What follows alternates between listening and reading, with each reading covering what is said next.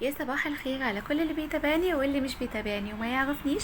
انا لونا، تابعوني على قناتي وفعلوا الجرس واعملوا اشتراك للقناه علشان يوصلكم كل فيديو جديد. النهارده حبيت اعمل معاكم الرز الاحمر اللي هو بتاع السمك اللي بيتاكل جنب السمك دايما. لقيت ان في بلاد في السواحل ما بتعرفش الرز الاحمر وبياكلوا الرز الابيض جنب السمك، وحابين يتعلموا يعني الرز الاحمر لان ناس كتير جدا مش بيعرفوا يعملوه خالص، فحبيت اعمله. انا كنت فاكره ان هو ناس كتير يعني كل الناس عارفه بتعمله، بس حبيت انزل الفيديو ده لاني اتفاجئت ان في ناس كتير ما بتعرفش تعمل الرز ده. فيلا بينا. هو ده شكل الرز الاحمر، سهل وبسيط جدا، واحنا دايما بناكله مع السمك لان هو مربوط كده بالسمك على طول، ما ينفعش يتاكل مع طبيخ او اي حاجه تانية. وعلى العموم كلنا بنتعلم من بعض، هو طريقته سهله جدا وبسيطه.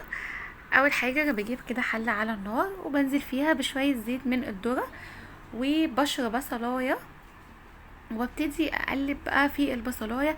البصلايه هنا مش بنعملها تكون ذهبي بس، لا احنا بنفضل نقلب فيها تقليب مستمر لحد ما البصلايه يبقى لونها كده بني، لان اللون ده هو اللي بيخلي شكل الرز وبيدي اللون للرز ده، بيخليه لونه كده حلو قوي هو البصلايه. الخطوه دي اول ما البصلايه تبقى بالشكل ده انت بتكوني غاسله الرز قبلها، عشان بتدلقي هنا الرز على طول على البصلايه، لانك لو استنيتي البصلايه هنا ممكن تتحرق معاكي والرز يبوظ.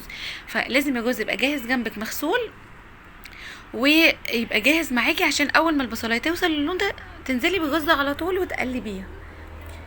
هنا بقى بضيف الملح، طبعا الملح ده على حسب ذوق كل واحد فينا، وبعدين بضيف معلقه من الكمون، معلقه صغيره من الكمون ومعلقه صغيره من الكزبره، وبقلبهم كده بالشكل ده.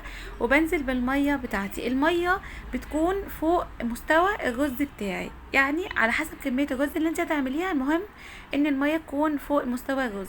اخر حاجه بضيفها هي طماطمايه، بقطعها 4 كده وبضيفها عليه وبعلي النار. اول ما الرز يتشرب بوطي النار لحد ما يستوي، وبس كده، والف هنا.